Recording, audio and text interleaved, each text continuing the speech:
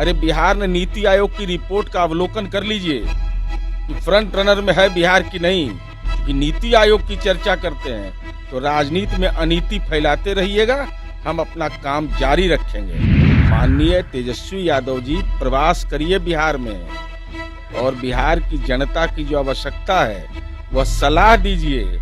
1000 kilometre से दूर से ट्वीट करते रहिएगा, इसलिए न कुशेश्वर अस्पताल तारापुर में जनता ट्वीट कर दिया। अरे आप कितना यशस्वी हैं तेजस्वी यादव, एहसास नहीं हुआ? आपके नेतृत्व में चुनाव हुआ, आए थे तो पिताजी को भी लेकर के, तो क्या नतीजा निकल करके आया? अपने पर भरोसा नहीं ना था आपको तेजस्वी यादव जी? नमस्कार, न्यूज़ फाउंडेशन देख रहे हैं और मैं आपके साथ रंजन सिंह। आपको बता दें कि नेता प्रतिपक्ष तेजस्वी यादव ने ट्वीट करके कहा है कि जो बिहार है वो सबसे फिसड्डी है स्वास्थ्य विभाग में। बिहार में उपकरण चोरी और आंकड़ा हेरफेर का जो आरोप है वो तेजस्वी यादव ने सरकार पर लगाया है। हम बात करेंगे जेडीयू के मुख्य प्रवक्ता हैं नीरज कुमार, उनसे कि आखिरकार क्या कुछ कहना है। तेजस्वी यादव ने आरोप लगाया है सरकार पर और कहा है कि आंकड़ों का हेरफेर, उपकरणों की चोरी, इस तरह की जो बातें हैं वो कह रहे हैं।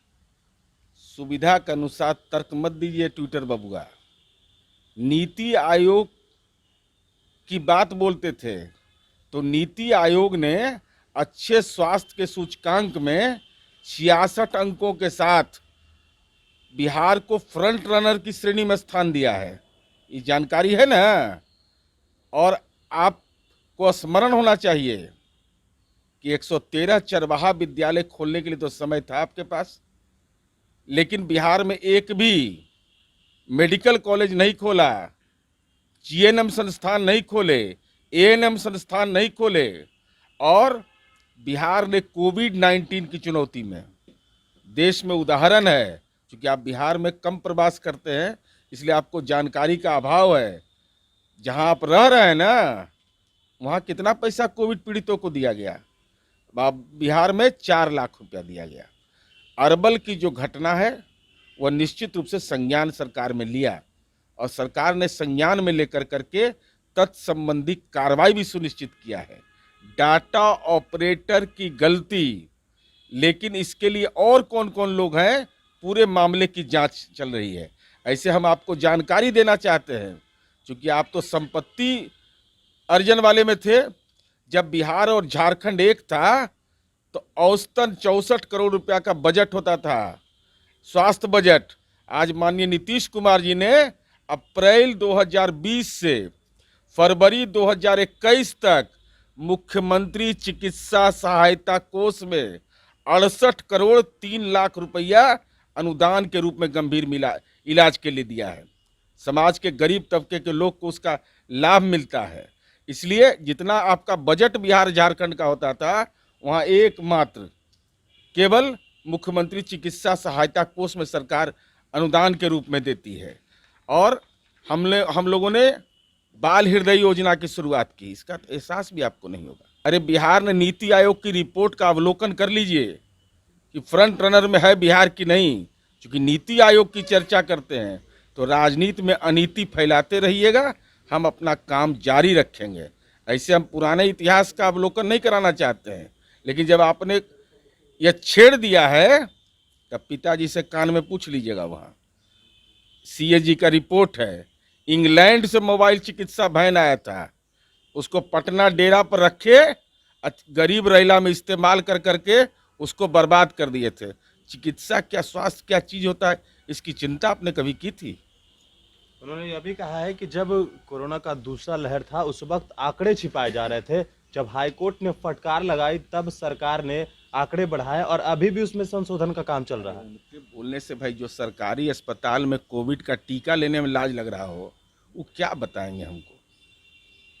अरे ट्वीट से राजनीति का एजेंडा तय नहीं होता है। माननीय तेजस्वी यादव जी प्रवास करिए बिहार में और बिहार की जनता की जो आवश्यकता है वह सलाह दीजिए। 1000 किलोमीटर से दूर से ट्वीट करते रहिएगा, इसलिए न कुशेश्वर अस्पताल तारापुर में जनता ट्वीट कर दिया।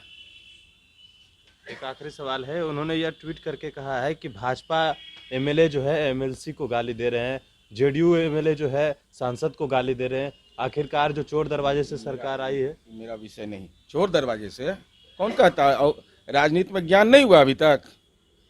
अरे आप कितना यशस्वी हैं तेजस्वी यादव, एहसास नहीं हुआ कि 2015 में कितनी संख्या थी आपकी?